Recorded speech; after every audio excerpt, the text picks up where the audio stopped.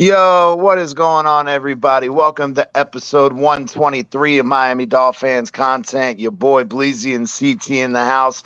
We're here every Monday at 8:30. We do impromptu shows throughout the week. Again, shit, we're going on like 17 in the Go. last freaking 3 weeks. So Hey, the people are clamoring, CT. They love us, man. They love us. We got to give them a show. hell yeah, man. We're going to be pumping out these shorts, man. We're going to be doing some shorter clip ups of the larger shows. But yeah, for those of you guys watching on Twitch, Twitter, all that shit, come on over to YouTube, smash that like button, hit the subscribe if you haven't, hit that notification bell, and then you can hop back over to wherever you're at and keep watching. Helps with the algorithm and all that bullshit. But yeah, man, tonight's episode, the Friday night spotlight, Phins style. We're going to be talking a little bit about rookie mini camp that started today. We're going to have a lot more dates of the rest of the off season. We finally got some information on when we think that the schedule is going to be released. So we could talk a little bit about that. We're going to talk about Eli Manning's comments on Tua and the Dolphins, as well as the Giants. So, yeah, there's a lot of shit to go through, a lot of shit to talk about. What is going on? The man, the myth, the legend, my boy Bleezy. What's going on, brother? CT? What's up, bro? Hope everybody's having a good Friday evening, May 10th. Welcome to the show. Come on. And so, but yeah, man. No, there's a little bit going on. Not a lot, maybe right now. We're waiting on the June 1st deal, but there's still quite a bit going on, man. We're gonna get into it tonight. For sure. Today, as we all know, the start of rookie mini camp. We got some pictures. I'm gonna be pulling up, but to talk about it, there's some video as well. I didn't have time to go screen record it and edit it and all that crap. But it's on X. You got Mike McDaniel dapping up Chop Robinson during warm-ups with 50 Cent blaring it through the speakers. Mo Kamara and Chop Robinson messing around with each other, talking shit, competing with each other, trying to, bring the best out of each other. I really like that. But yeah, man, the first, day of on-field work for the rookies. We don't see a lot. Obviously, they're trying to keep that shit under wraps, but it was exciting to see at least the pictures of them in Dolphins uniforms out on the practice field and working on, communication and their technique. The coaches getting a first eye view of what they got in these young men. And I'm super excited for it. What do you think about it, Bleezy? No, I'm loving it, man. I'm loving it. I think that was a really, really good move by the Dolphins to back up Chop with Kamara. I talked to Woody earlier today, and he was talking about Kamara. He brought up Kamara. He was like, man, that dude is a beast. Woody, where in the fuck has Woody been at, brother? He wants to come back. He's like, dude, I want to come back on y'all's podcast. He'll be back. Back it up, Bench. Yes, sir. He said, hey, gents, the O's win. Now Phins talk with MDC. Yeah. Hell yeah. It's a fucking awesome Friday night. That's Back right, it up. Gonna get his ass up here one of these days and come up here and give us his opinion. But his videos are awesome, man. Everybody go check out his channel. Subscribe. His videos are on point, man. He does a mixture of everything. But yeah. Hell yeah, man. Hey, while he's talking about the O's a little bit, I want to shout out my fucking Panthers with another fucking dub against the Boston Bruins. So we whooped that Lightning ass, and now we get to whoop the ass of another fucking Boston team, and I absolutely love it. Are they playing right now? Are they playing tonight? They played tonight. They started at 7. The game's over. Oh, it's already over. Okay. Yeah. So, well, actually, no. It's got 1 minute and 30 seconds left in the third period, but the Panthers are up 4-2. So, damn. How about the Pats? We were up 3-0 at the beginning of the third, bro. So, Man, they're rolling, bro. They're rolling. Yes, sir. Yes, sir. Yes, sir. Let's fucking get it. They seem to be the Um, real deal. Hell yeah. But I decided to do that just to fucking insult Colin, just like last night when he was supposed to play Madden with me and he fucking bitched out and he came up with excuses and shit. But it's all good. That's what we get. That's what we're used to when it comes to Colin. Just like the excuses for his Orlando Magic. He said Now he'll that he's, be you here in know, a minute. He's gonna yeah, be here in a minute. now that he's jumped onto the fucking Rays bandwagon because his other fucking Orlando teams suck. We'll see what he's got to say But about that. yeah, oh yeah. But anyway, so for those of you guys don't know, I want to run down a little bit with the key dates of the Miami Dolphins off-season calendar. Obviously, today rookie minicamp started on the 15th, May 15th. The schedule is supposed to be released at 8 p.m.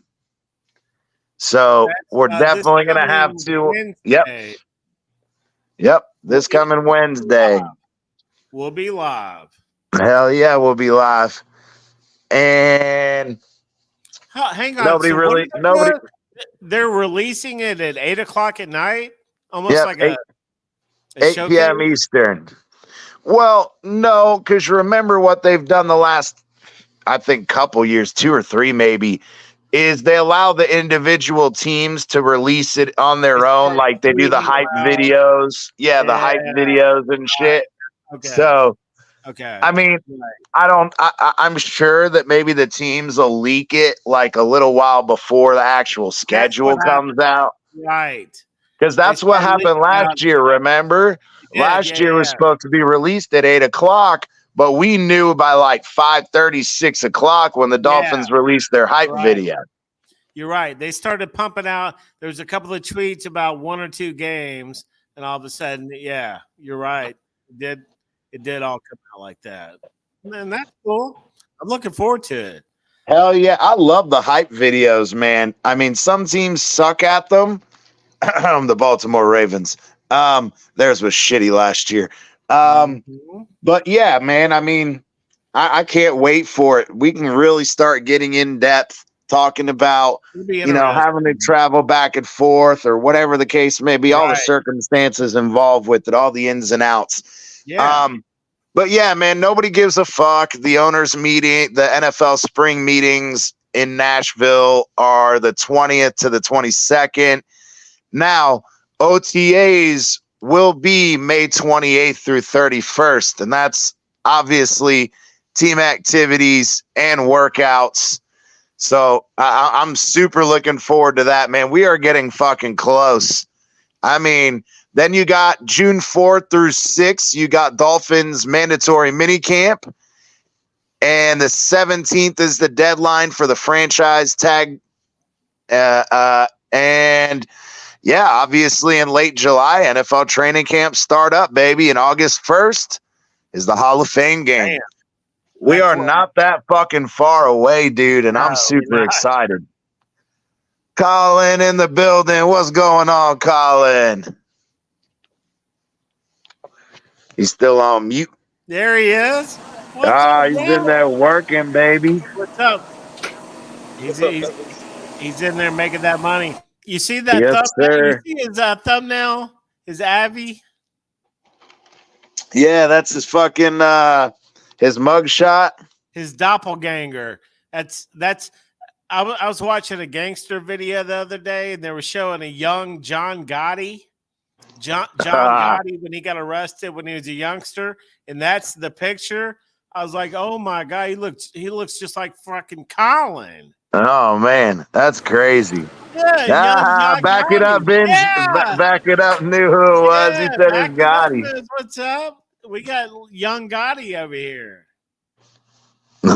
He said letting another Bills Oh, fan on the panel. was Gotti a Bills fan? See, I don't know about all that. I know Gotti was a big gambler. I mean, who in the fucking all them mob days weren't, bro? That's how they fucking made their money, Right. bro. Right. All them bookies and shit. Hell yeah. Oh no, wait a But minute. That was Green Rat said that. yeah, Green Rat said that. Letting another Bills fan on the panel. Green Rat's Oh, butt hurt. He doesn't like other people's fandom or other people's opinion in that aspect. You don't want to hear Amicus talk about the Green Rat, what do Bills. you know about John Gotti? Other than he looked just like Colin. Hey, all the ladies were all about John Gotti back in the day. Man, all they gave a fuck about was his money and power, bro. They didn't give a shit about his ugly ass. As he got older, bro, he got pretty fucking ugly, to be honest. So, I mean, he was balling. anyway, He was I mean, balling. Teflon Colin, Don, baby. He was balling with those jackets, those big ass, long ass jackets, and those He's sleazy. He knows the vibe, man. yeah, but the problem is that's where, people don't understand that the actual mob hated his ass for that. Because all he did was attract attention because he was this fucking wannabe superstar. They're supposed to be low key. Yeah, bro. And the fact that he was over here, wearing big ass fucking jackets, fucking looking like a freaking hoodlum and shit, like drawing attention to himself, driving all these fancy ass cars and shit. And they're like, dude, what are you doing? Like, yeah, you fucking blowing this shit up, bro. He did. Yes, Everybody sir. welcome the MDC enforcer, Green Rat. There you go. What is this, Abby? Oh, it's an orange rat. I don't know why it's orange. Oh, that's right, because he said the green one didn't look good. Spark Steakhouse. Yeah, they took him out. Him and Tommy Bellotti, his driver. You underestimate my power. Uh-oh. We underestimate your power of what? Shit talking? Of being right. About? Everything. Oh, okay. So anyway, yeah, man, I wanted to hop into what Eli Manning had to say about Tua and the Dolphins, and I thought it was pretty interesting. The Mannings were in West Palm Beach today at Barbecue Guys. It's a partnership they did with an investment firm that owns Barbecue Guys. And yeah, say it again. You got a copy of their menu? Let's check it out. Yeah, go Google it, bro. Barbecue Guys. Hang on. So he discussed with I don't know who in the hell it was now. I can't remember who did the article. But they were saying that essentially said Tua does a great job just knowing where to go with the ball. The ball gets out on time. It's accurate. So I see him continuing to get better and better. He said their offense is high powered. Tua does a great job. The innovation of the offense, the motions and moving around. But adding Odell Beckham Jr. to Tyreek and Waddle, it's going to be fun to watch their offense perform at a high level.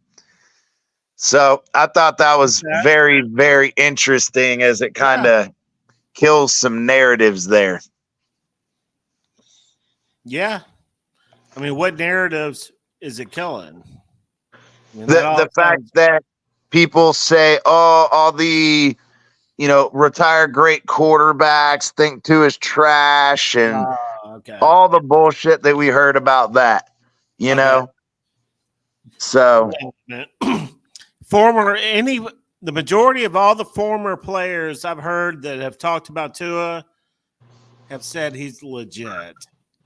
I mean, there's a few out there I know, but for the most part, they're down with him, man. The only one I've heard is fucking Sims, and that dude didn't have a career of his own to begin with anyway. Tyrod Taylor. Green Rat, what do you think about that?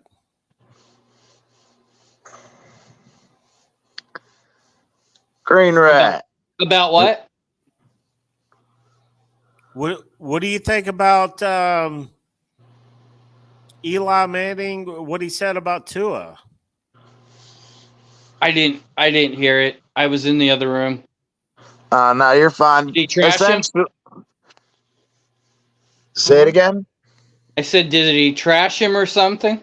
No. No. He said that he's a great quarterback, that his timing, his ability to read the field, finding the open receiver, throwing it accurately on time, and that he sees him continuing to get better and better, which kind of kills the narrative of a lot of these guys trying to say, oh, all the fucking real quarterbacks think he's trash and whatever. And I'm like, here it is, another freaking 2-time MVP quarterback saying Tua's a fucking great quarterback. Well, I agree with what he's saying, but I mean, you're also listening to somebody that is the poster child of being average.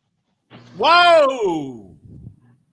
Whoa! What do you mean? Whoa, 118 and 118's his record? whoa! Whoa! Question is yeah, in the regular season, How yes, many Well, but in I the don't care. playoffs, We're going to he's talk about a OG. quarterback before we announce him. Is 2 rings average? He's 500. Well, Trent Dilford has a ring too, and he sucks. He doesn't have 2 rings. How many Dang. does Peyton? 2? Jet. Peyton's elite, just like Eli. Peyton won one and then gave one. You cannot spell elite without Eli. Okay? Okay. Yes, I can. I mean, he is the poster child for fucking an average quarterback. That's what his record is. Now the thing about Eli, kind of like Tua, he'll throw a lot of picks, man. He's got to throw some interceptions. Well, I'll tell you, Eli is an average quarterback that had a short little run where he played elite. Oh yeah, I agree. In the playoffs, the dude played not elite. even near being able to make him, a top quarterback. I mean, he was average at the best. In the regular season, yes. In the playoffs, he was fucking elite. The dude never fucking lost in the playoffs. The dude was always winning. But yeah, man, overall during the regular season, yeah, and that's kind of his only drawback. But I was just more referring to, former 2-time Super Bowl winning quarterback, 2-time, Super Bowl MVP. The guy is legit. Obviously, him and his brother have both done commentary on Tua and them seeing, you know what I mean? For them being able to see what he is and his skill set and kind of, give their analysis on him as a player. That's all. But Back It Up Binge wants to know, is the offense going to be the same quick hit 2-3 second plays again? And if so, why do we expect a different outcome? Anybody want to start? The difference in the outcome is being healthy, hopefully. That's one of them. That'll solve 90% of it. I think it's gonna be. Here, fellas. I got it. It's too busy. But hey, all love, man. I was listening in. I'm gonna continue to listen in. But hey, peace. All right. Later, Yeah, Bills you fan. Okay, bro. No, I think it will continue to be a 2 or 3 second play offense, but we're going to be running the ball. I think we're going to try to run the ball. That's what kind of freaks me out about not bringing in some guards, but I know we're not done yet. But I think we're going to try to play more smash mouth. And Well, that's where I You disagree with that? Well, I do, because I think we did try to run the ball last year. The problem is everyone's unhappy with the timing of not running it on third down. But then I was watching the Dolphins, Broncos game, and we did try to run it on third down. Then we tried to run it on fourth down. It got stuffed both times. The Broncos game? We scored 70 points? I was doing a little going back through this season again. Yeah. Now, back it up. For me, I really think that there's going to be 2 main differences. I do think that we're going to have a lot of that. Real quick, what's going on, Canes? Canes in the building. Back it up. Said I'd trade Tua right now for Eli's 2 rings. Tua might get 2 rings. Yeah, but back to the question. So, yeah, I really think it's a twofold situation. Number one, that the injury issue is hopefully going to be resolved. But number two, I think with the addition of OBJ having the size and the ability to play in an outside wide receiver role as well as in the slot gives us some versatility, but it also gives us a guy with size where if those timing routes by the other wide receivers are impacted, then you have an OBJ who, if Tua is given the time by the offensive line, he should absolutely get open.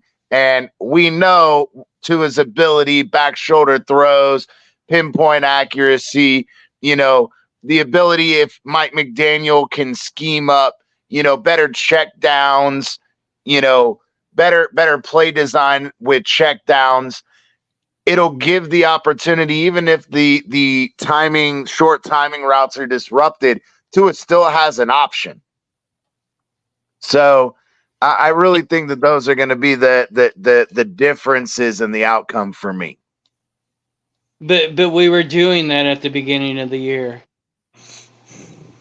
Right? Doing what? Check downs, throwing to the backs, throwing to the tight end. We were doing all that in the first part of the year. Then we started after the Bills game. We kind of went on a run where nobody could stop Hill, so we just kept feeding that. And then later in December and stuff, we tried to run the ball all the time. Yeah, but the problem, by the time we tried to run in December, we already fucking lost 4 of our starting 5 fucking offensive linemen. And I understand, but that goes back to what Bleezy was saying about, or whoever said about running the ball and stuff the other night, that we did run the ball. It's just we didn't have the line anymore to be able to move the people to give. And then our backs were never really healthy. I don't think A-Chain ever recovered from last year at the end of the year. Yeah. I agree with that. Yeah, you got Mostert, hopping around after, what was it, the knee contusion or some shit like that. Armstead landed on him. Yeah.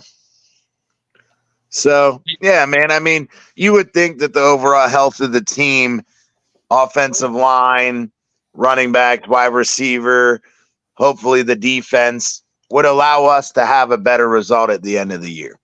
And that's why we made the move for the running back with 4.3 speed. We cock blocked at Dallas is what we did. Yeah, great move. Now all these other teams know what it fucking feels like when they fucking do that shit to us. Bitch, stop doing it to us and we'll stop doing it to you. Jerry. How you like that, I did Jerry? see something, someone posted something about, was it worth the next year's 3rd round pick? Well, if you wanted a running back and stuff, would you pick him in the first 3 rounds? So, yep. I mean, I think he was worth it, but we'll see.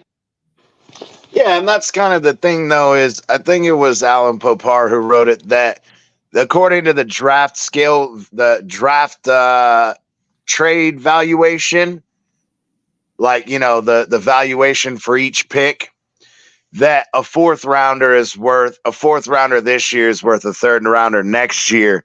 So, I don't know. I mean, the guy's supposedly a great running back. I was going to say he's a great running back. I don't know that much about him, but supposedly, would I guess what you got to ask? Would you be pissed if it was next year and it was a 3rd round pick and we got a running back to replace Mostert, which probably won't be here next year? Right. I think that'd be fine. I mean, everybody would all be happy with it, so we just did it a year earlier. So I think I agree with that. I think it's a good pick. Backing up says going to be a rinse and repeat season. Just his 2 cents. Hopes he's wrong. I think he's right. I think it could be a rinse and repeat. I think there's I could see us winning 10 games. I could see us winning 12. if injuries become a problem, we lose Tua, maybe 8 or 9. I don't know, man. I think it's a big variance going on right now. See, I kind of think that again, yeah, and maybe in schematics as far as the offensive side of the ball, yeah, it's going to be rinse and repeat in that aspect. But we've got a brand new defensive coordinator. We've got a huge influx of new talent on the defense. We really don't know what that's going to be like. But as far as the offensive side of the ball, especially special teams too, being new kickoff rules. Crazy. How is that going to work out? I think there's going to be a lot of differences from last year on, in other aspects of the game. But I think that on the offense, we've talked about it. Mike McDaniel has to have the ability to adapt in game and possibly let somebody else call plays, but we'll see. And the coaching, that's another, how we could overcome that rinse and repeat. McDaniel needs to step it up a notch. Now, the only concern I have with that is, I mean, obviously he's improved year in and year out, but there's still some reoccurring things that kind of fucking irritate me. So that's kind of my thing is For you would, yeah, like we've said, with the challenges, with the freaking mismanagement of the clock, whether it's, still getting plays in late or, near the end of the first half, some of those fucking issues, like these are repeated issues we've seen. And at some point you're like, all right, when are we going to stop making these stupid mistakes? Yeah. I don't think there was actually that many times that the play came in really late or anything. I think we are kind of holding the year before even when we start thinking about that type of stuff. It really didn't that many times, except for the Buffalo game, but he was told it was a first down, so he was going through his sheet for first down. Then all at once, boom, they said, no, it's fourth. So, I mean... There's but we burned quite a few fucking timeouts to prevent a false start or delay of game. Sorry, that kind of comes back. Well, we assume that. Well, when he's they're calling timeout with 1 second on the play clock. Maybe didn't like what he saw, and he knew the play wasn't going to work, or. There's a lot more into it than us just flat saying that, the play didn't get in time. Just like we talk about Cater sucking on defense, and you say that Ramsey comes up and points at the guy, and then Cater doesn't take him. Well, how do you know Ramsey wasn't saying, I got that guy, and he was pointing to him? Well, we don't know the communication on the field, so... we can only assume with their eyes. But Doc made the point the other night when he was on here that McDaniel, not only has he really never called plays, he's really never been an offensive coordinator. Yeah, I believe there's stuff that he can improve on. I mean, if the plays are coming in with 15 seconds with the offense we run with all the motion, it doesn't really give time to audible and stuff. So not only that, but also for the motion itself. And that's kind of some of the problems that we saw this year. Whereas the previous year, even without the motion and shit, the play was just getting in really fucking late and they didn't have time to get set. The first year, I agree. Getting the plays in, there was an issue. Last year, a few times, but... and most of them were when it got in a little bit late and they came up and then they tried to cut the motion short. You know what I mean? Like, because they didn't have enough time to fucking run the 4 or 5 seconds of motion before the actual snap is when we saw those timeouts being called when they're like, yeah, there's no way this play's getting off in time. And it's more like, let me go ahead and call the timeout instead of either getting a delay of game or getting a false start for somebody not being set correctly. You know what I mean? Well, and that that definitely could be true, and it also could be true that, like on the first year, that the players didn't know what the hell they were doing, so maybe the calls had to be repeated at times too in the huddle. Because remember, Tyreek said that he didn't really know the offense yet. He did. True. So Which is crazy to me though, because It all is the to me, fucking too. Tua haters, all the Tua haters were sitting there fucking giving Tua hate for not knowing the fucking offense really, really, really good. But Tyreek flat out said, I didn't even know the fucking offense. Right. So, But they didn't give him shit at all. That's the fucking crazy paradox of this fucking fan base.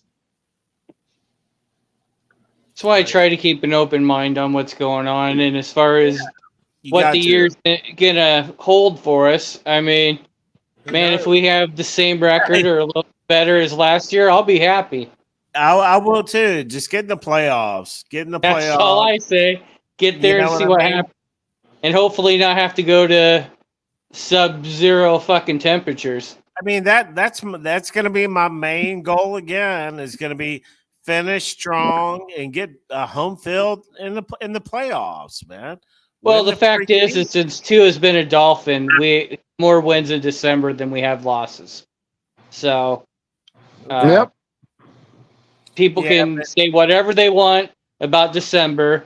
What's his January record? I don't think he's won. I don't think we've won, to be honest. Because I know last year. Well, we might have won the game versus to get into the playoffs. Against but that wasn't Tua. That was Skyler. Doesn't matter. I said Dolphins. Yeah, right. So Tua gets credit. Last year, he is our starting quarterback. If Tua we go into the playoffs, he is still on the team. He gets a Super Bowl ring. Tua is 1-3 in January. I could believe that. I don't know when he got the one. Me neither. It was in 2022 against New England. The final game of the season of 2022. He needs to play against New England like the last 2 or 3 games of the year. Yeah, exactly. But the other three, the other the 3 losses are 2 to Buffalo and 1 to Tennessee. I did see somebody post something about the Bills schedule, and like maybe it got leaked or something. And what it said on that one was we play the Bills again, week 18. In Buffalo. Not, dude. I hate ending with them, man. You know what? Chris Greer needs to try to make that not happen. Well, there ain't shit he can do about it. Why would you guys settle for a playoff appearance? Forget that. I want a Super Bowl. And I also heard and Milhouse was in the White House. Now, my thing is I'm not satisfied. I never said I'm sad. I would like to go to the playoffs and win a game. That's my expectation. Now, of course, I want a Super Bowl, but the realistic expectation is get in the fucking playoffs and win a game. And like Green Rat said, once you win that first game and get that fucking monkey off your back, the rest of it's let's see what the fuck happens. Very similar to Eli, man. Eli would get streaky. You know, when they got in the playoffs, they barely even made the fucking playoffs that year, and they won that bitch. Well, Joe Burrow made it to the Super Bowl, and he played like crap in the playoffs. Well, yeah. He did not play good that year. You know? No, he played pretty good in the Super Bowl, but to get there? But our problem right now, and I'm not even going to bullshit, is we can't beat the Bills, man. We need home field advantage. If we would have had home field advantage, it would have changed a little bit, I think.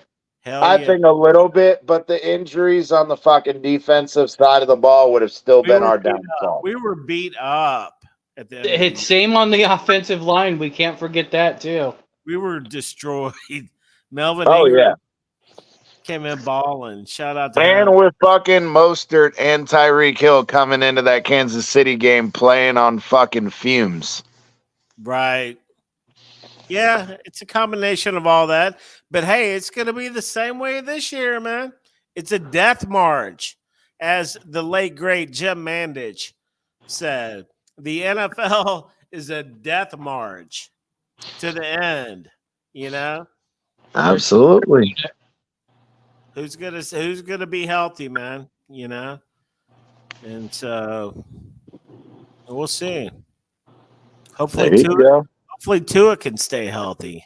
That's what I'm going to be looking for again. I know he did last. Oh my god. Are we gonna get the fuck over the goddamn concussion thing already, or are we just gonna continue to fucking talk about it like it's fucking No, we're getting ready to cut Skyler and Mike White Oh, and bring Ryan snap. Tannehill back. What?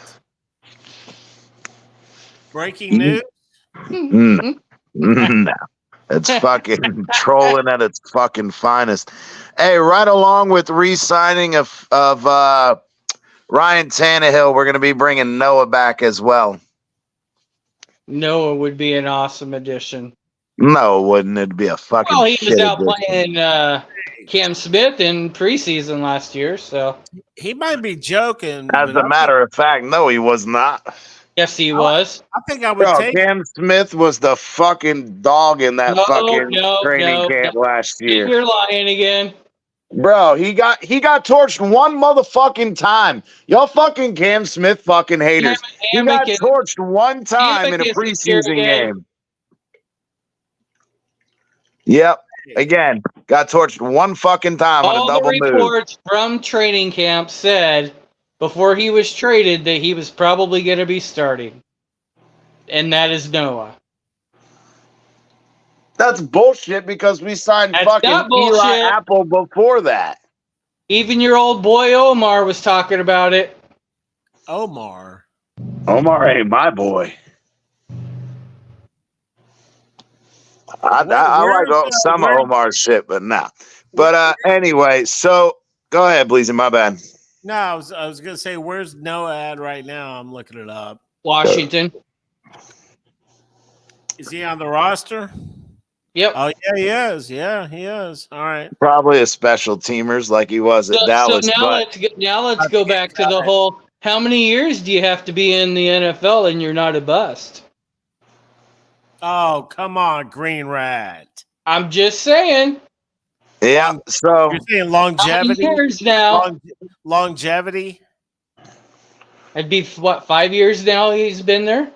That means something, right? It means he's one of the best 1,300 NFL players, but amongst his peers, he's trash. Thanks to Chris Greer for taking him in the first round. X loved everybody. X tried to be nice to fucking everybody. But anyway, I want to go through a couple of these pictures for those of you guys who haven't seen them. The rookies again out there today. Them breaking down practice after practice. Washington catching some balls and some drills. I don't know who number 82 is, but don't we have two Washingtons? Yeah, we do, and that's what I was trying to say. I don't know if that's Malik or if that's Taj. 82, 83, I think, are the Washingtons. Which one? 82. Yeah, exactly. 82 and 83, but I don't know which ones either. Yeah, and that's what I was trying to say. I don't know which one it is. I know it's one of the Washingtons, but which one I don't know. They came out with all the new numbers for everybody, and that's going to forever. Yeah, it is going to take us for fucking ever. Because I think like our linebacker went to number 11 or something. I don't know. Yeah. Now this is McMorris catching a pass. Oh, yeah, I like McMorris. Don't sleep on him. I'm telling you. Yeah, man. And again, Mike McDaniel out there with the boys, getting all stretched up, warmed up, getting ready to go. So, yeah, man. again, there's about, I don't know, I've seen multiple reports. They're probably all the same, like 20, 25 pictures. There's a couple videos I think that the Dolphins put out, but short ones, like minute and a half long. So again, we're not going to get a whole bunch out of it. They're not trying to give up schemes and shit, and so you get your pictures, you get your couple little videos. We had a video of Mike McDaniel going to all the guys, dapping them up, Chop Robinson and Mo Kamara, and both of the Washingtons and Jalen Wright. They were all standing in a little circle. He was dapping them up and stuff all like shit like that. But all the UDFAs, you can't count any of them out. I mean, some of them you can. I could absolutely count out. True, like that quarterback.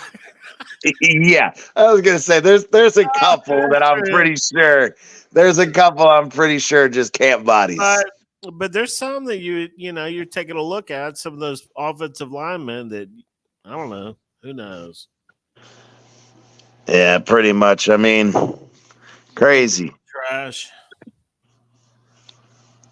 Some of the quarterback is trash. There's a few of them that are trash. So, but yeah, man, I'm super excited for it. I mean, literally, we just talked about May 28th through the 31st is OTAs. Hey, Green Rat. Yep. So, question: what's going on with Tua's contract? Has to be guaranteed money, I would think.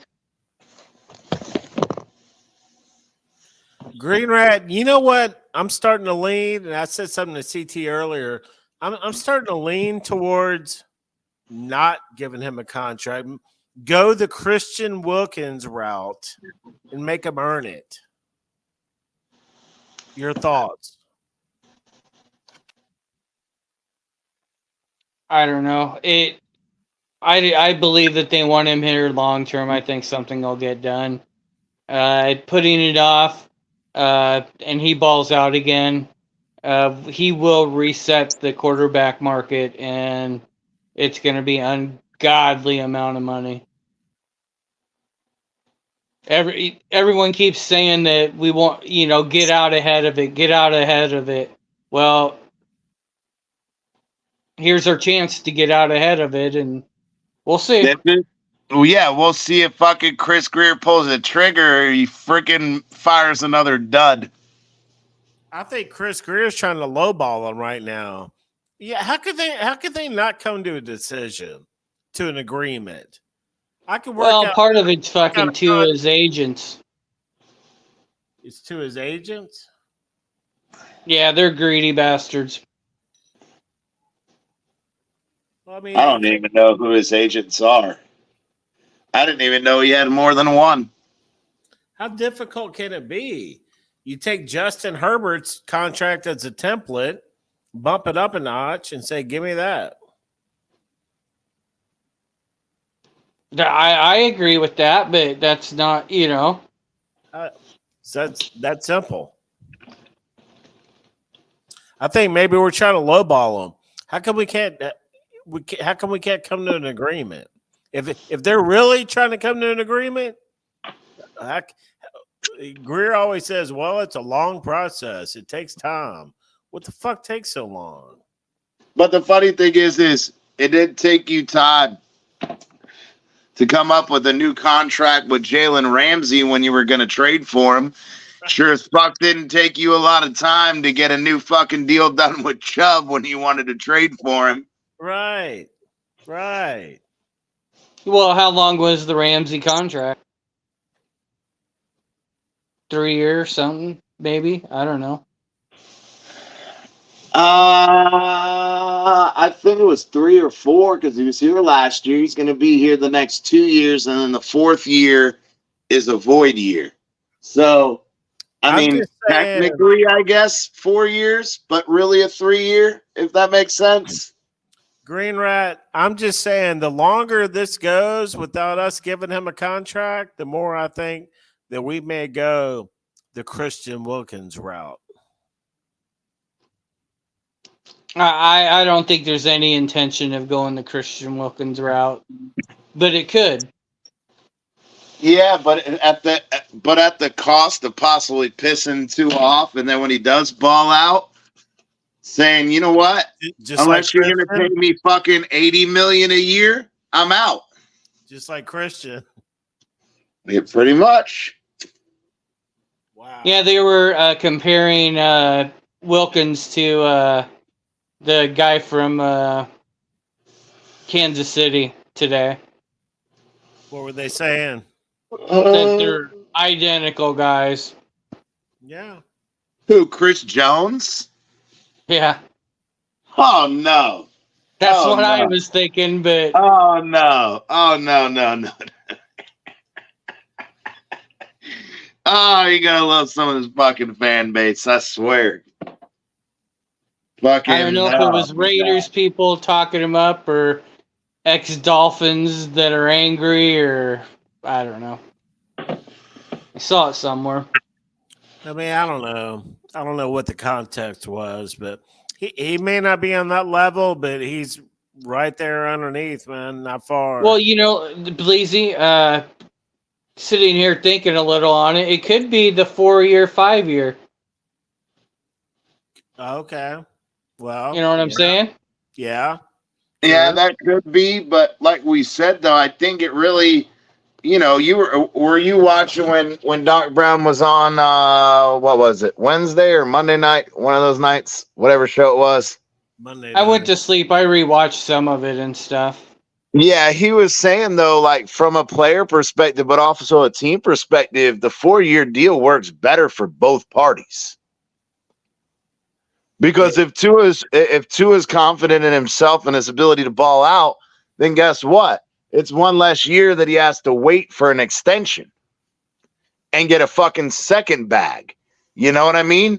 Whereas the Dolphins enjoyed, if they set up the contract correctly, they could have an out in either year 3 or year 4 with limited dead cap money, where if he doesn't fucking ball out or he gets hurt or something fucking catastrophic happens, then they have an out and not have to fucking, wait 5 years like fucking Tannehill, or 7 years total like Tannehill. Well, that's what I'm saying. That could be, it could, maybe they have the money set and they're just trying to get the length and, to make everybody happy about, if he does, like you say, if he gets hurt or whatever, or if we want to move off of him quicker. So maybe it's getting structured that way, or it's hard to tell what's going on. Yeah, that's what I'm saying. The longer it keeps going, the more I'm thinking. I just don't see them letting him play Easy it just out. thinks that Ryan Tannehill's coming back. Say that one more time. That Bleezy just thinks Ryan Tannehill's coming back. You did. Yeah, either that or he thinks that like Pete does, what's the undrafted free agent rookie we got? Hey, would y'all take Tanny as a QB2 right now? Yes. Fuck yeah, I would. Fuck yeah, I would. Would too. Now, as long as they put in the contract that he needs to have the opinion of Dr. James Andrews be his final decision in any fucking injury, because the fucking Dolphins medical staff don't know what the fuck they're doing. And Tannehill thinks, I got an exercise education or a physical education major in college. I'm not going to get ACL surgery. I'm just going to rehab on my own. Yeah. Right. There's got to be language in that fucking contract going, Dr. fucking James Andrews makes all your fucking medical decisions. I don't know. I mean, is Tannehill on the open market right now? I think so. No, I think he's still under contract. Where's he at? He's still in Tennessee. He's the backup to Levis. Oh, okay. I thought he went somewhere else. No, they benched his ass. Well, no, No, I okay. mean, He I'm got Is just he second or injured. third string He then? he got injured, and then Levis took over. Then he came back and he played like 2 games, and they were subpar. And they're like, "Fuck that, we're going back to Levis." Oh shit! I guess But we're sticking with Mike White, QB2. I would rather fucking have Tannehill over Mike White and Skyler any fucking day of the week. I know. It's crazy. Even though, you know, if we have offensive line issues, that's going to be a whole nother ball game because Tannehill has no fucking pocket presence to save his fucking life. But No. It'll be I would, interesting to see what happens with the Falcons because they went the route that I was saying that we should have, even though it would have never happened. But everybody's dogged the Falcons for picking up Penix. But if Cousins gets hurt, you got a fucking badass quarterback on the back burner. yeah, see, I don't know about that because, again, we've seen even in Burrow's rookie year, he didn't play fucking all that great. The only attention he really gets is because he made it to the Super Bowl. And like Green Rat said, performed actually pretty good in the Super Bowl game itself. But other than gaudy numbers between him and who was it? Justin Jefferson, his former teammate. So other than them, he really didn't do shit in the passing game outside of just throwing deep balls to Justin Jefferson. That's just what they did on that offense. Leaned heavily on the running game and leaned heavily on the defense. You mean Chase And them? oh yeah, sorry, it was Chase, whatever is Jamar Chase. Sorry, I don't know. I'll say Vikings, Justin Jefferson. I don't fucking know.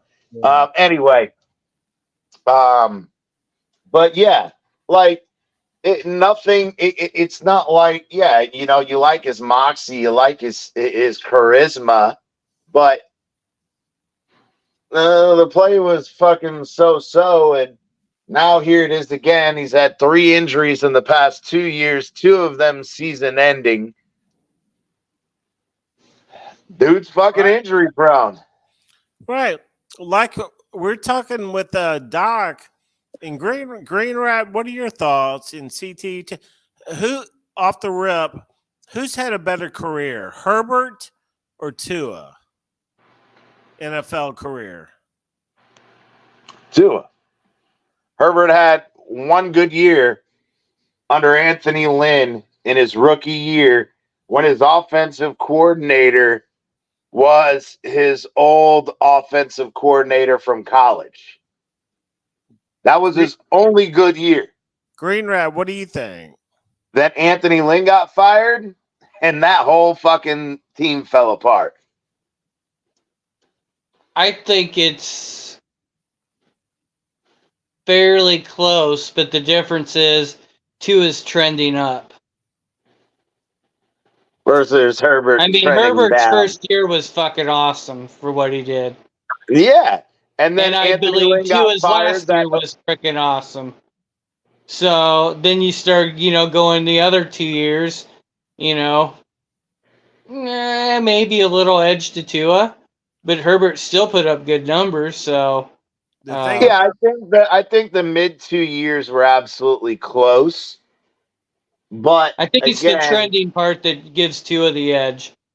I think it's that, but I also think that, like you said, though, the firing of Anthony Lynn and losing his college offensive coordinator and having to learn a new system and do something different than he's used to, it's taken time for him to adjust. And like you said, he's not adjusting very well.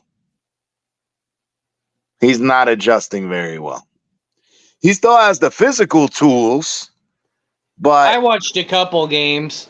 I watched Dolphins games, and that's about it. But I did watch a few games. But his receivers weren't helping him out at all either.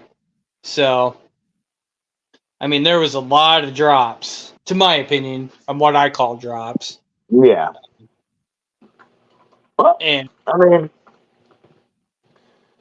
either way, I mean, I do think that to get back to the topic, I do think that the numbers, contract wise are comparable. yes, Tua should at least get Herbert numbers.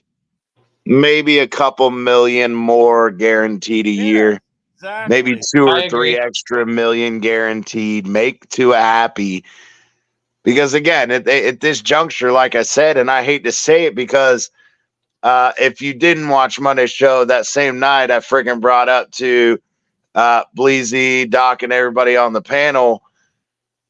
What happens if you piss off fucking Tua? And then when he tells Waddle that he's going to fucking walk and fucking him and Waddle walk together. Right, that would be crazy. You would fucking destroy yourself. You would absolutely fucking destroy yourself. Well, they wouldn't walk the same year, but Well, but you know, Well, no, I'm saying like that if would- they that would be fucking brutal. they make Tua play in the 5th-year option. He balls out and they don't pay him, right? Well, guess who's going to be in that same exact situation? Well, I mean Right. that money. Waddle, because he's going to hold on, Bleezy, because they're going to make him play on his 5th-year option that they're supposedly going to exercise. They're going to exercise that 5th-year option, and if they make Waddle play on the 5th-year option and then don't want to pay, he's going to be like, you know what, fuck you. You did it to Tua. You ain't doing it to me. I'm out. I don't think it'd go that route because that money that Tua is walking away from is going to Waddle. Waddle. I would agree with that too. Waddle would stay for the money because it would be sick, But the thing is they can't do that because they have to use that money to find another fucking quarterback. That's true. Well, then they go the rookie route and get him on. What do you mean? Skylar Thompson's still here. All right. Green Pete's takes. Skylar? Where's Pete at? Fucking, man, it was Teddy Bridgewater. Then it was fucking Brisket. Hey, you got his then name it was right fucking, tonight. Congratulations. Teddy. Oh, Brisket. Then you got freaking Jacoby Brisket. You got fucking. Then it was Skylar. Then it was Mike White. Now it's this undrafted rookie free agent quarterback who's going to be. Is he pumping him up too? Oh, yeah, bro. Come on, dog. No, stop it. I know you go over there and watch Pete's takes. I haven't watched anything. I haven't either, but no, I was talking to a few people that do watch his shit, and it cracked me up because they were like, yeah, now he's pumping up the undrafted rookie guy. He said he's going to beat out Tua and OTAs. Hey, if it happened, fuck yeah. Hey, then we'd have a really good quarterback. I was gonna say that'd be a crazy ass thing, but to find a diamond in the rough, and I don't think that any of us have ever come up here and just said, "Hey, we're sold on Tua," because we know that he'll throw picks. But with the going market and what the market dictates as far as pay, I mean, Tua is right on par. There's only a few quarterbacks that don't throw picks. Yeah. I don't think that is even in my book of. I mean, you don't want to have Cajun number of picks like Josh Allen. Or Jameis Winston, they were roommates. Exactly. Yeah, didn't he have wasn't it like 30 touchdowns and 30 interceptions or something crazy like that? The 1 year? Yeah. It was he had fucking 8 more interceptions than he did touchdowns, but I don't remember the touchdown number, but it was ridiculous, but I remember them fucking repeating over and over.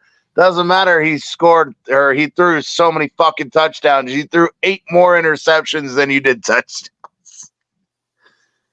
Oh shit! I like a quarterback that'll fucking sling it. That's why I like Matt Moore. Let's talk about this. So, just so people understand, okay, Tua has thrown 81 touchdowns in his career. Okay, 81 touchdowns. He's only thrown 37 picks. There you go. So, literally about a 3-to-1 ratio. Yeah. 3 touchdowns, 1 interception. 3 touchdowns, 1 interception. I wonder what the average. I wonder what Tom Brady's ratio was. Let me see. Let me Google. Well, we don't want to talk about Ricky Williams and fumbles, so no, we that don't. would make you sick.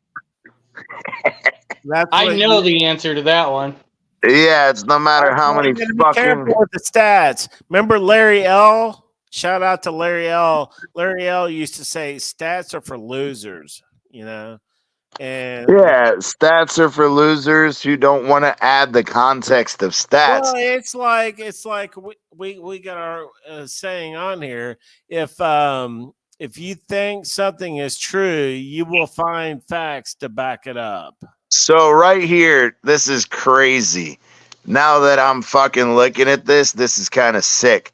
So Tom Brady's career, he had 649 touchdowns to 212 interceptions. Guess what? That's a fucking 3-to-1 ratio. Say that again. He's got 649 career touchdowns and 211, or is it 12? 211 or 12? 11 or 12 interceptions. So essentially a 3-to-1 ratio. And that's about So two is in the exact same ratio. Two is running the same clip. Yeah, pretty much. Just so you know, Bleezy, Ricky Williams fumbled every 3 to 4 games. And not only, but no. Hold on, Green fumbles. Rat. That's what I was just gonna say, Green Rat. That's just the ones we lost. That's not talking about when he fucking fumbled them and fucking how many times. I cannot remember his name, but it was the right guard. And I don't remember the fucking what his name was, but it was the left guard who literally in the same game recovered 2 of Ricky's fumbles and saved his ass. Oh man, Slicky Ricky. He was fun to watch. I have to Google that now. That's going to bother me. I can't remember the left guard's name. No, it's interesting, man. So basically, as far as touchdown to interception ratio, Tua is running the same clip as Tom Brady's career average. Mm-hmm. I mean, yeah, but it's a huge sample size versus a little one. But sure, it's still, much bigger. Got to compare it to somebody, right? You're right. That's you can do Josh Allen. Yeah. We're gonna do Josh Allen right now. Yeah, there you go. I'm sure Amicus will appreciate that one. Yeah, for sure. I'm telling everybody, the longer it goes without Tua signing a contract, I think we're gonna go the Christian Wilkins route. We're gonna make him earn it. That is absolutely fucking terrible. Oh my god. What? Oh my god. Oh my god. I don't want to ever see Amicus come on this motherfucking show again. And fucking talk about this bullshit ever fucking again. So, Josh Allen's career, he has 167 touchdowns and 78 interceptions. That is actually. Oh my God, that's about 500, isn't it? It's a 2-to-1. It's about a 2-to-1 ratio. Oh my God! A 2-to-1 ratio. Bills fans should be embarrassed. Oh my God! The one to deal would be above. It's slightly above Oh my two. god. It's like two. What was that? Like 2.3 to 1 ratio. The one that would be the most interesting would be Aaron Rodgers. How about Herbert? Oh, let's do that one. All right, Aaron Rodgers. I'd like to know Herbert. All right, we'll go Herbert in a second. All right, Aaron This one's gonna be pretty Rodgers. good. Damn.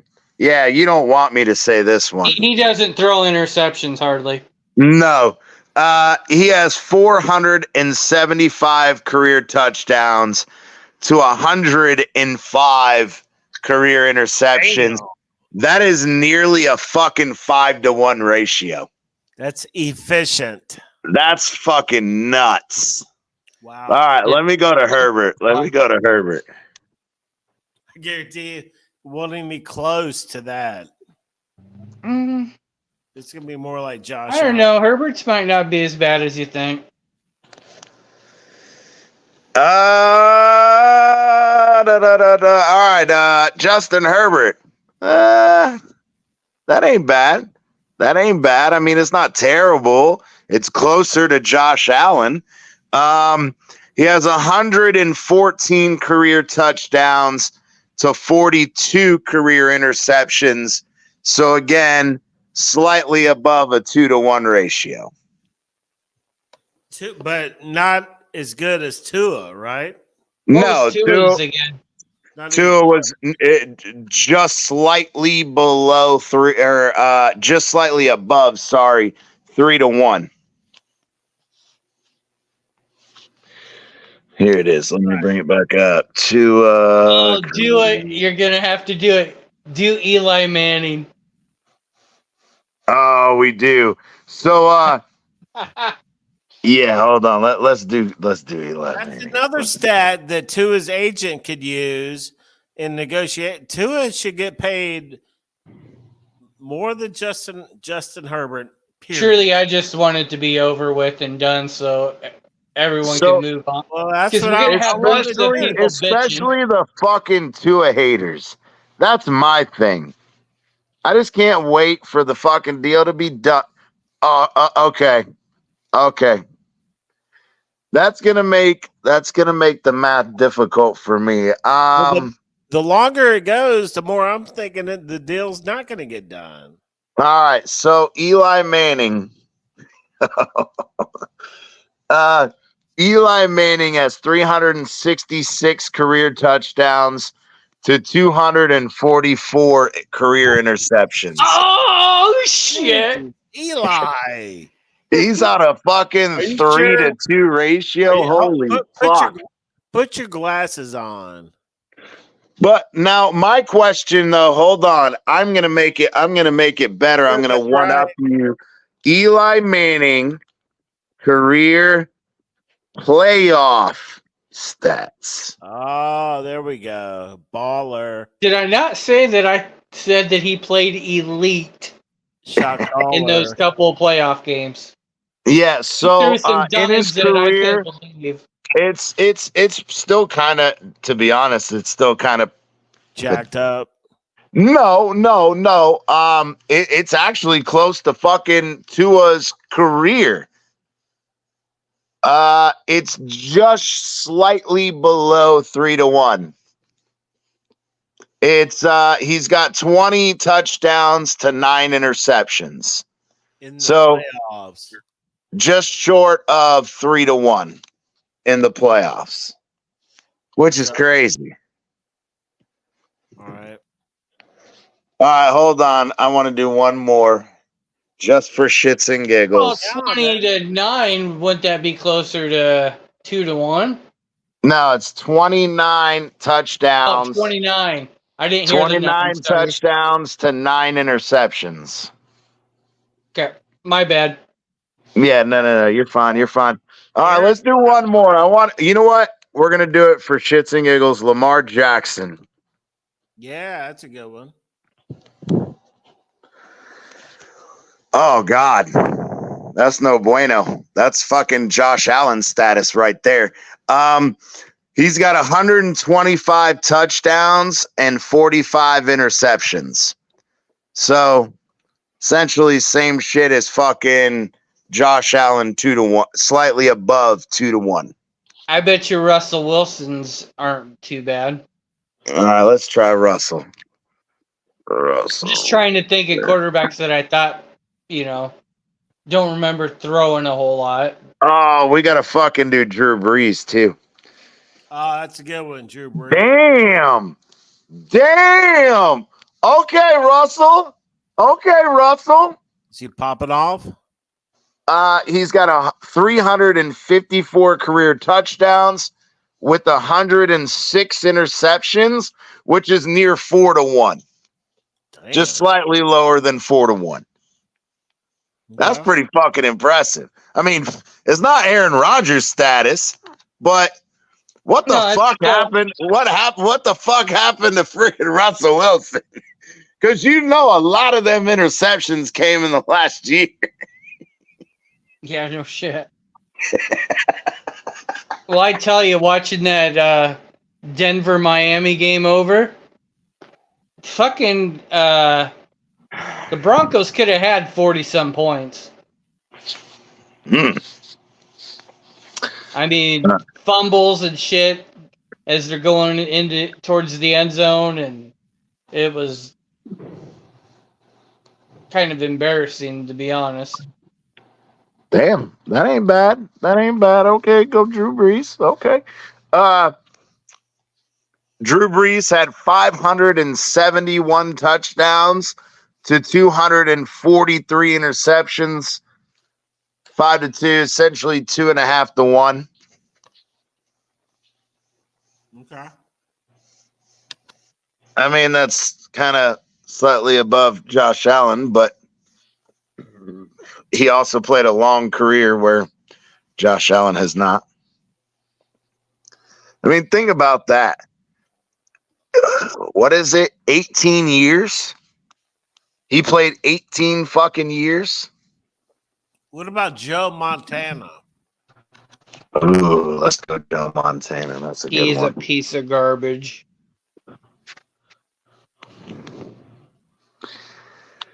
Probably had good stats, but he's a piece of garbage. Dan Marino. Oh, that's that. We don't do Dan Marino. That's not good, Bleezy.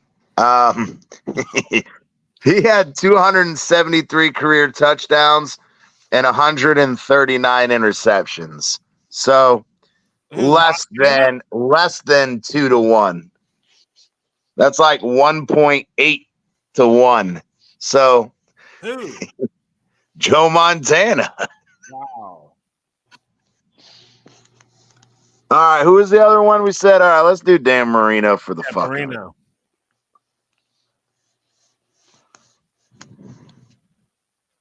So Montana was 2-1? Under 2-1. It was like 1.8-1. All right. So Dan Marino had 420 touchdowns to 252 interceptions, which is, about the same as fucking Joe Montana. Like 1.8-1. Almost 2-1. Just a little bit lower than 2-1. So there you go, man. You got the best freaking quarterbacks that have ever played in the NFL, and they're throwing 2-1, 2 touchdowns to every interception. Yeah, but you got it. But the problem with that, though, Bleezy, in all fairness, I will give you this. Trying to compare those stats back in the day compared to now and how receivers get fucking coddled and all that, like, that's not really a fair comparison, right? That's like an apples to oranges comparison. The leagues are different. The rules are different. You know what I mean? Yeah, no, true. They could mug wide receivers back in the day. You know what I mean? You're right. I agree with that.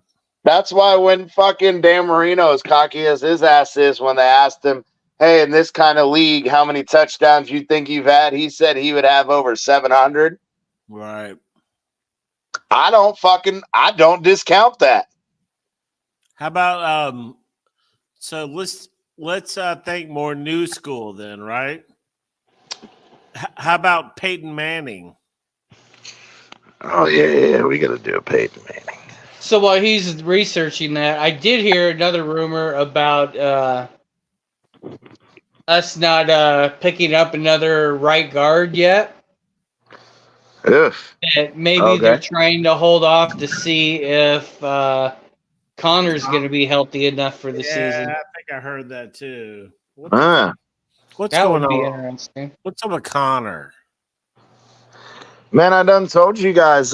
He said that he had that injury, and he said he wasn't ever gonna walk again, or at least that's what he said on fucking Instagram or Twitter or X or whatever the fuck you want to call it now. His agent put out a press release saying that he's not worried about trying to sign with the team right now. He's trying to rehab, and quote unquote hoping that he can even walk again was how it was stated. That So sucks for him. That's what we heard.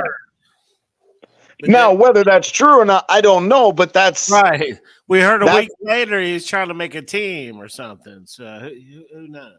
Yeah, exactly. But Peyton Manning, 539 touchdowns to 251 interceptions, which is a 2-to-1 ratio. There you go. That's more new school.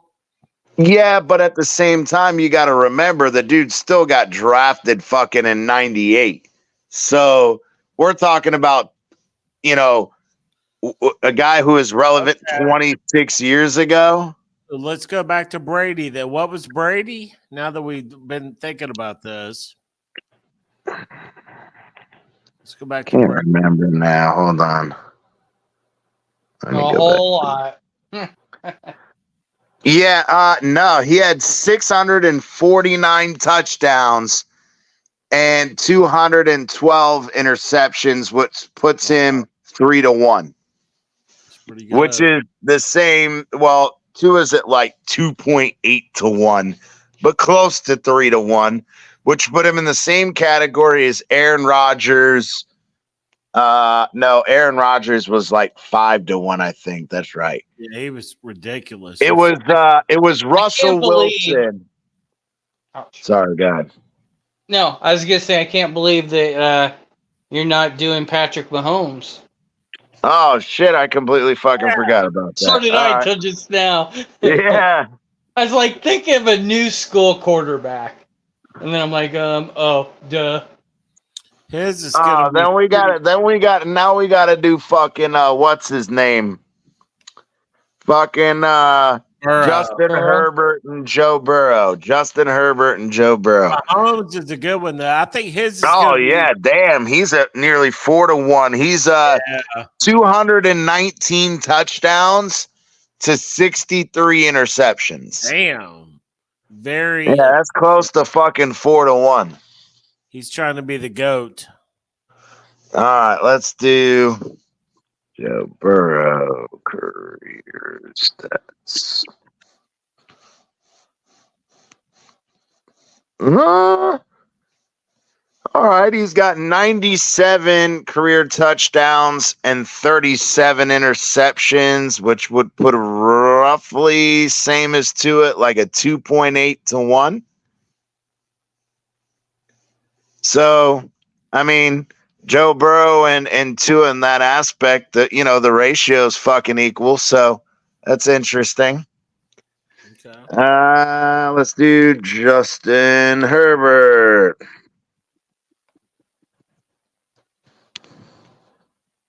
Huh, that's no bueno. Let's do Trent Dilfer. Oh yeah, we got to do that one. But Justin Herbert, 114 touchdowns, 42 interceptions, which again puts him in that 2.8 kind of range with Burrow and Tua. Yeah. All right, Trent Dilfer career stats. That's interesting, man. Oh, that's that. Wow. Yeah, no, we don't want to discuss that. About 50, Yes, we do. He's about Trent Dilfer has 113 touchdowns and 129 interceptions. Oh my god. And Go he's a Trent. Super Bowl champion. He's got So a his ring. pedigree is He's got a just like ring. Eli. He's got a ring. No bullshit. Eli Manning in the postseason had a fucking nearly 4-to-1 ratio. I don't Stop it. care. Yeah. I don't even Okay. care. He Look- said, look I at only care Dilfer's about the postseason. fucking regular season. No, hey, do Dilfer's postseason. See what he got. Hey, Dilfer had Ray Lewis in that Baltimore defense. I understand that, but Peyton Manning also And had Reed, some horses in there too that carried Tony him to Siragusa. one. Postseason career stats. Michael Orr. Do, do, do, do. Oh, it's on that Baltimore team.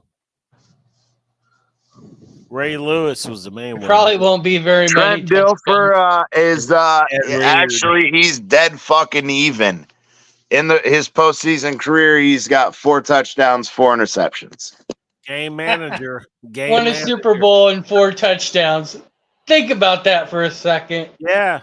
Well, That you got to defense. remember, but you got to remember though, the first postseason he played in was '98, and he only had 1 touchdown. He had 3 touchdowns in the 2000 season when the Baltimore won.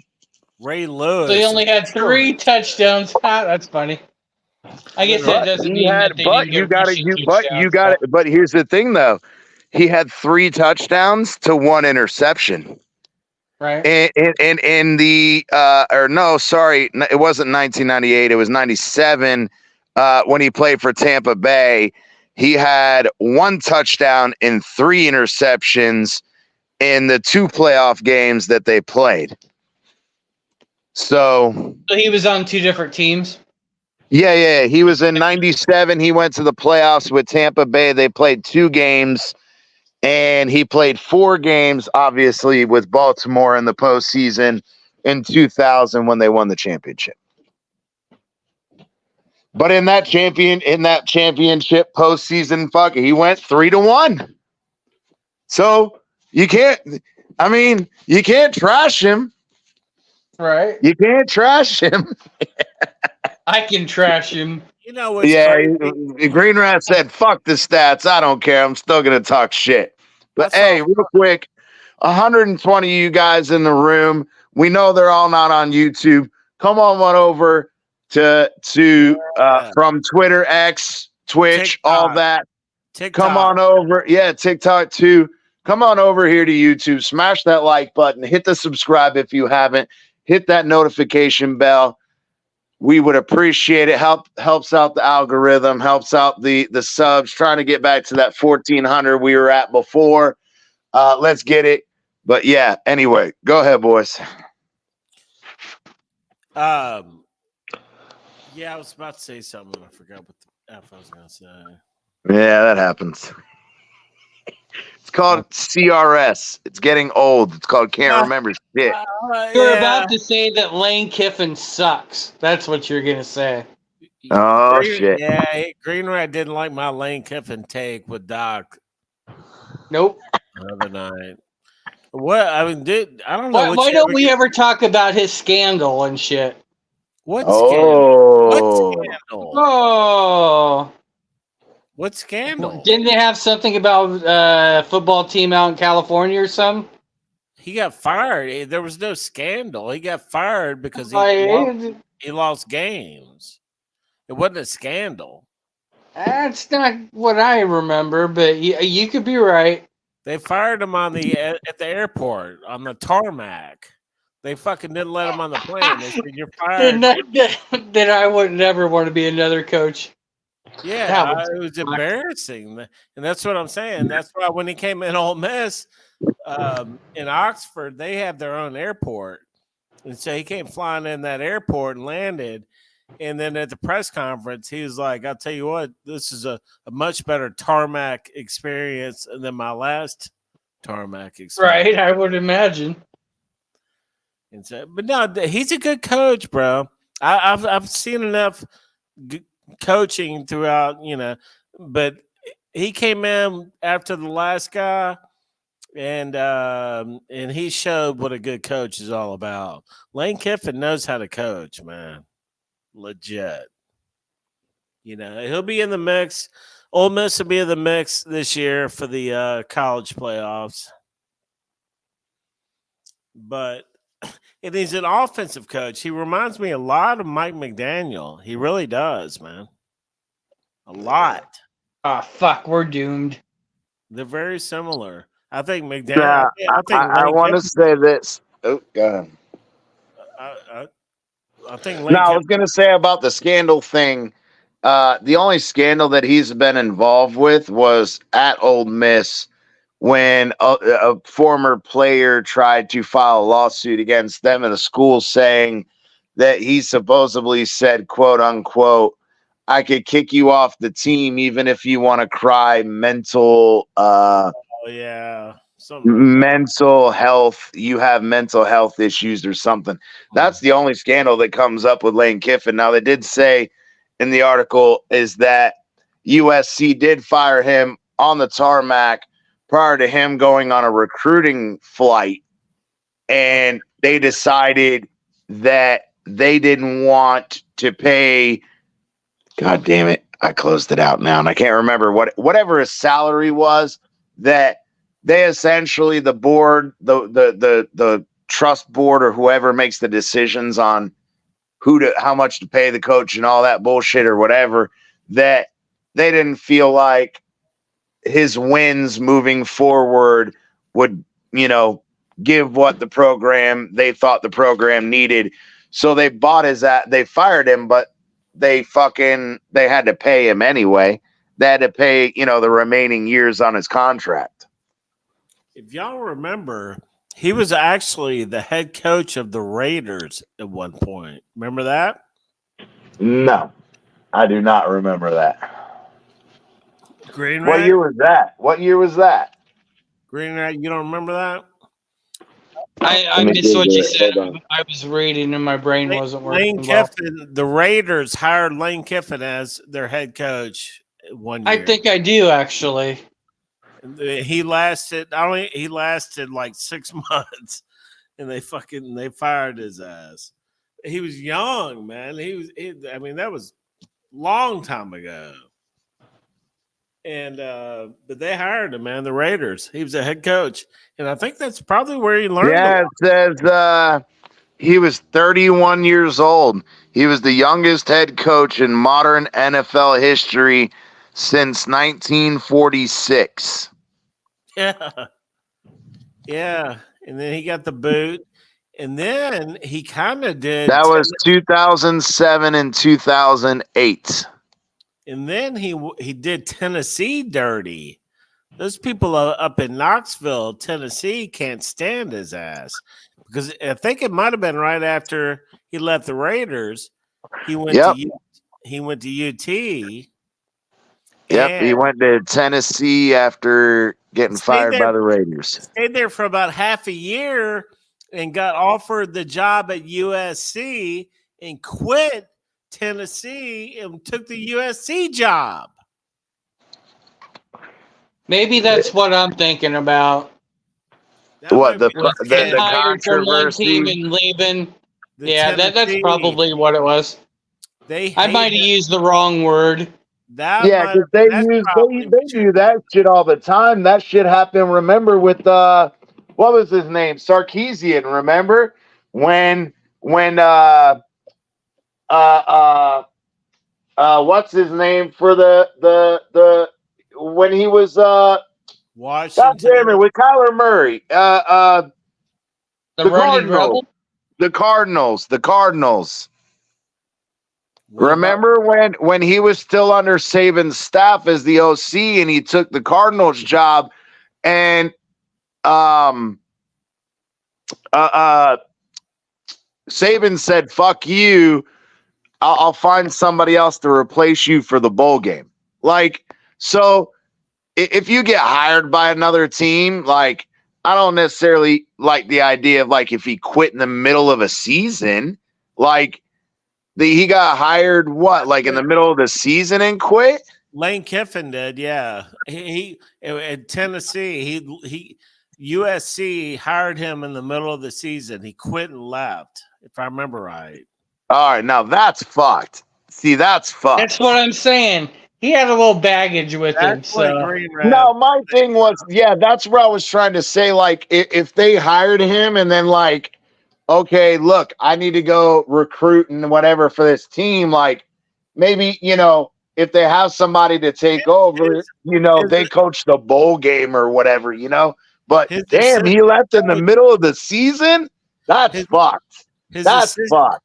His assistant coach was Ed Orgeron. Oh, shit. And Ed Orgeron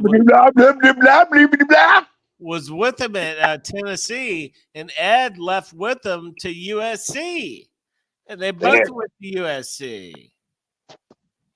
And that might have been, I don't know if that was before or after he. Bleezy's trying to use a Jedi mind trick on us. Lane Kiffin is not cool. No, I'm just trying. I don't know if that was before or after he was fired on the tarmac. I'm not saying he's cool. That was after. That was way after. He was starting to read his history, but yeah, he got fired by the Raiders. Then he went to Tennessee. Then he went to USC, and then got canned. He went to USC. Got fired. No shit. Wait.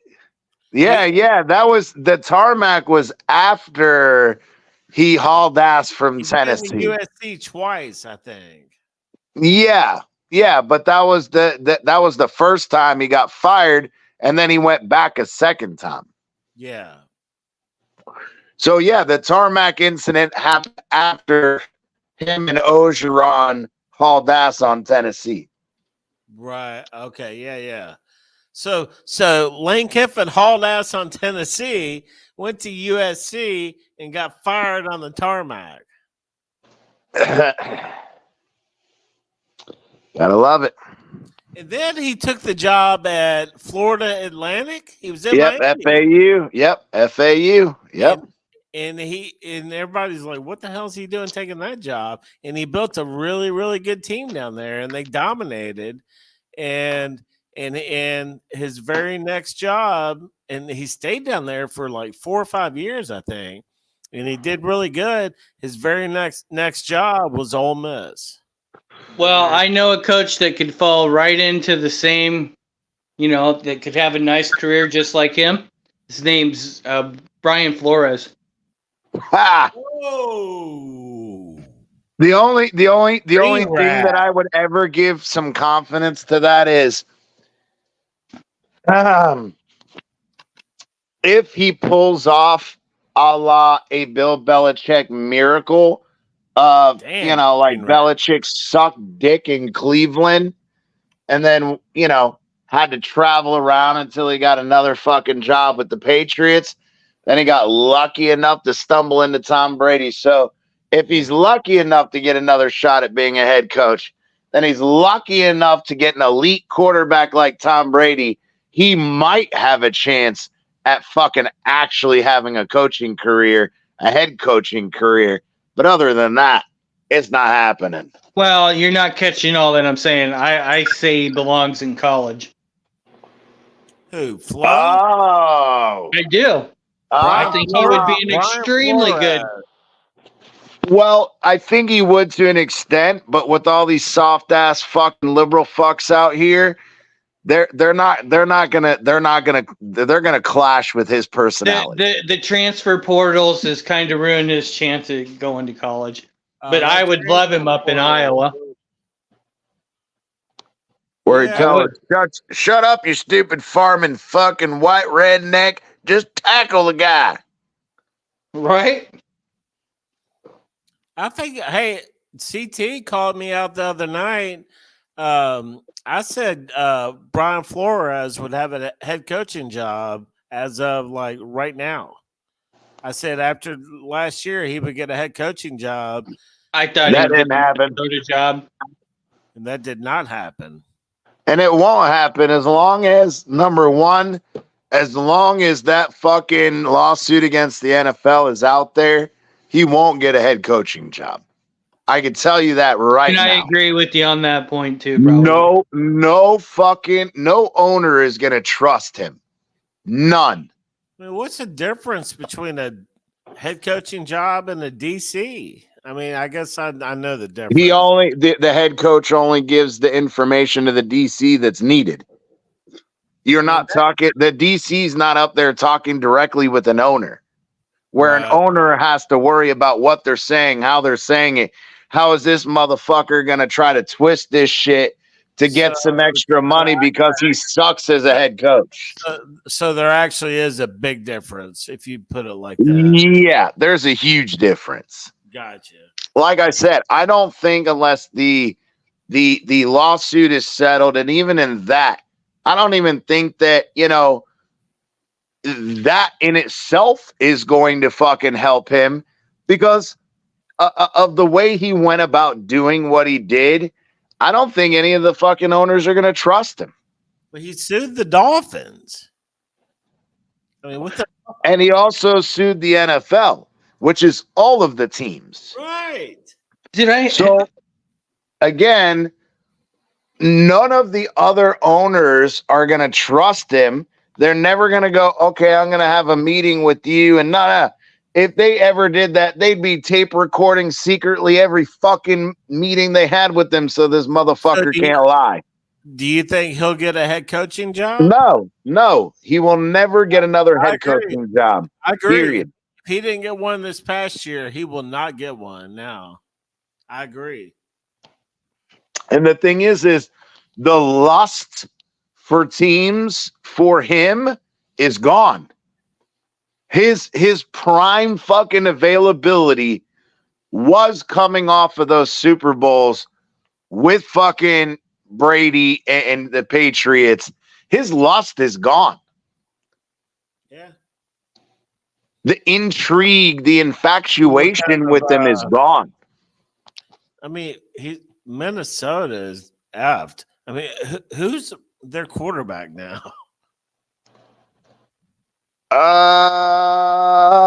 Who is their fucking quarterback? Oh my God.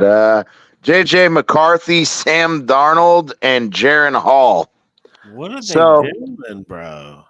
They took JJ McCarthy. I mean, you were fucking clamoring for him too. Oh, okay. I didn't put. Okay, I got you. So McCarthy's going to be their future. But the fact that they fucking their backup is Sam Darnold is fucking scary. I mean, the dude is still seeing fucking ghosts like 8 years later. Damn. Now the question is, Green Rat. So let's ask: how long does a player have to be in the NFL to not be considered a bust? 5 years. Noah. So you're telling me. So you're telling me Noah is now not a bust. Green Rat. So again, he was drafted in 2018. Well, the 2017/2018 draft. So that would put him in the league for 6 years. Is Sam Darnold a fucking bust? Because I say he is. Bro, he has, hold on. We were talking about touchdown to interception ratios earlier. This one's fucking bad. He has 63 touchdowns to 56 interceptions. Hey, look up this one. Look up Chase Daniels. You want to talk about a career backup quarterback? See if they have a stat on his career. Yep, I got it right here. Oh, there's not much to it. I'm back. I hit the wrong button and I went fucking out of here. You're fine. Chase Daniels has 9 touchdowns and 7 interceptions in his entire career. And how long is his career? Since fucking 2010. So he's been in 2010 to 2022. So he had a 12-year fucking career, and he had 9 touchdowns and 7 interceptions. So again, we disagree with you, Green Rat. You can be an absolute fucking bust, even if you played 12 years in the NFL. I disagree. Chase Daniel had it going on. That's a sweet career right there. And Bro, he didn't have to do very much, but six out of the 12 years he was playing in New Orleans. Yeah. He's with the Chiefs a long time, I think, too. Let me go back to that real quick. Hold on. Just out of shits and giggles. Reason I know about him, he played college at Missouri, and he was a beast in college, dude. So no, I lied. He had 3 years with New Orleans. Well, okay, no, that's wrong because he went back to New Orleans later. But he had 3 years with New Orleans, 4 years with Kansas City, 1 with Philadelphia, 1 with New Orleans, 2 with Chicago, 1 with Detroit, and 2 with the Chargers. Damn. well, going back to the Saints, I mean, twice they must have thought something of him. The guy was a great quarterback, man. Like Yeah, I said, but he went to the Saints in 2017, and he didn't play a fucking single snap. Not a single fucking was a snap. backup. Just because you're a backup doesn't mean that you suck. He held that clipboard. I'm just saying that even in preseason, he didn't take snaps. Not a single snap that year. No, the guy is a really good quarterback. I mean, because he played in Missouri right when they came in the SEC, and they played against Ole Miss, Ole Miss couldn't handle him. He was running and passing all over us like a beast. He did it all over the SEC. And I was like, man, that guy's going to be good in the NFL, but he never really got a chance to start. He was always probably because he was on it at times on teams that he was just the backup and didn't play. He was always, and then but the thing is if that's the case, then you got 3 years in New Orleans and then you had 4 years in Kansas City. This is fucking pre-Patrick Mahomes, mind you. Okay. Yeah, but so Alex Smith was a good quarterback too. He just wasn't good enough to break the next level. He couldn't break that's what it is. Then you're fucking. That is the definition of a bust. If you do not reach the potential, a 12-year career is a bust.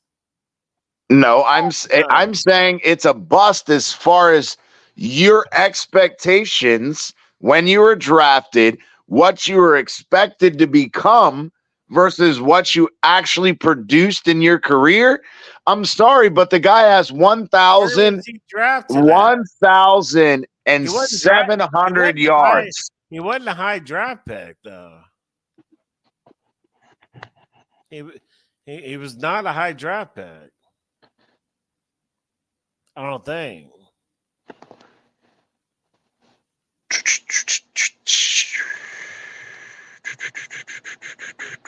I was saying he was a good player at Missouri, dude. Because that's not right. Because is it William Chase No, it's not William Chase because he wasn't drafted in 1986. But dude was a beast. He's a runner. He's solid. He's almost like a Michael Vick type. In college, he was. There's a fucking Chase Daniels in this year's draft. Okay, yeah, there is, yeah. That's fucking crazy. but it's not the right quarterback. It's not the right guy. But I know about Chase Daniel. I saw him play in college. Bro, what are you talking about? Chase Daniels was fucking voted 4th in the Heisman Trophy. Yeah. Big 12 Offensive Player of the Year. Yeah. Yeah, bro. Like, absolutely, bro. When was he drafted? How many years was can't find Ryan that. Leaf in the league? Oh shit! Hold on. All right, let's go look at that. My bad, Chase Daniels. I don't give a fuck where you're drafted. It's Ryan Leaf hating time. Ryan All right. Leaf was next to Peyton Manning. He was drafted in the first round. Now the part with Ryan Leaf, I remember Ryan Leaf was drafted number 1 overall, wasn't he? I swear he was drafted number 1. He was behind Peyton. Maybe 2. He was up there though. Top 5 pick for sure.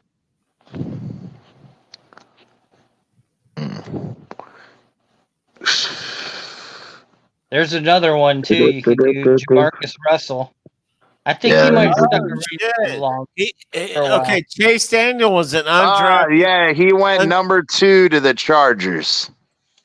Chase Daniel was an undrafted free agent, motherfuckers. Say it again. Chase Daniel was an undrafted free agent. He wasn't. Damn, how did he go? How did he go from the fucking 4th overall Heisman voted person? Yeah, people slept on him, man. They slept Oh my god! Oh my god! That is absolutely fucking terrible. I don't even want to fucking. So Ryan Leaf only played. Ryan Leaf. Hold on, goddamn. Ryan Leaf only played 3 years. He played in '98 for San Diego. He played in 2000 for San Diego, and he played in 2001 for Dallas. He had fucking 14 touchdowns to 36 interceptions. Oh my. Jamarcus Russell. All right. Hold on. Jamarcus Chase Daniel. Career undrafted free agent. That's a nice career. Being undrafted. Hell of a career.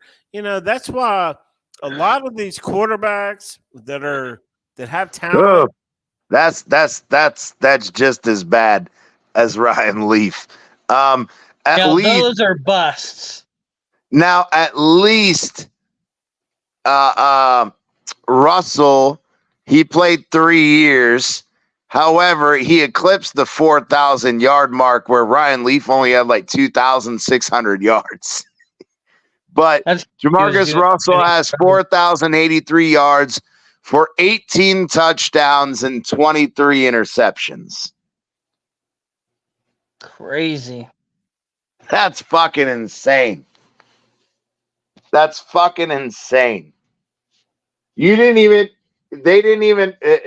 Jamarcus Russell at least posted 1,000-yard seasons. Ryan Leaf did not have a single 1,000-yard season. All right. Besides the greatest corner of Miami history, give me a Miami Dolphin cornerback that sucked, that you thought was a bust. Noah. You can't use Noah because he's a Hall of Famer. I don't know. Tankersley or something like that. Cordero Tankersley how is long one. did he play in the league? I don't know. Cordero Tankersley. I think he only played 1.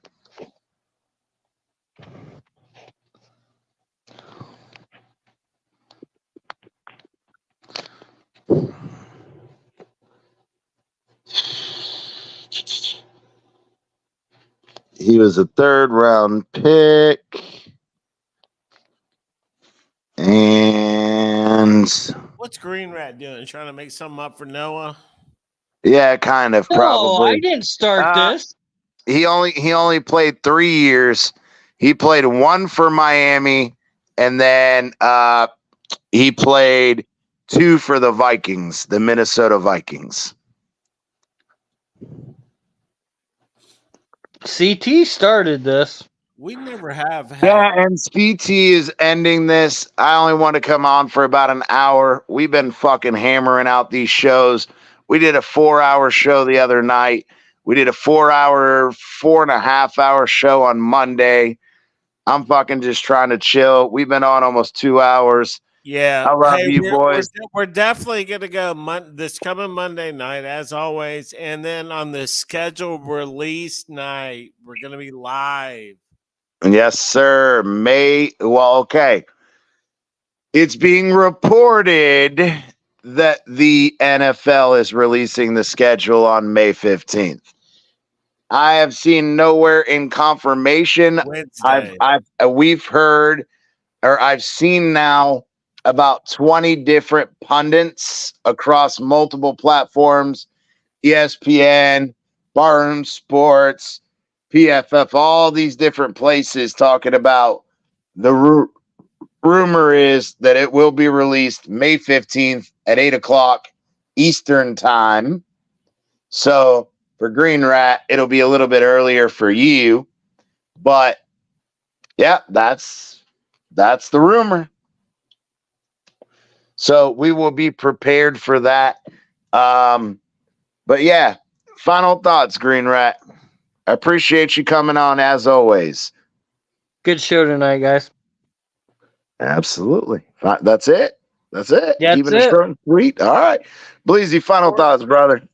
Short and sweet by Green Rat. I like that. You know, he comes in, he's precise, he's to the point.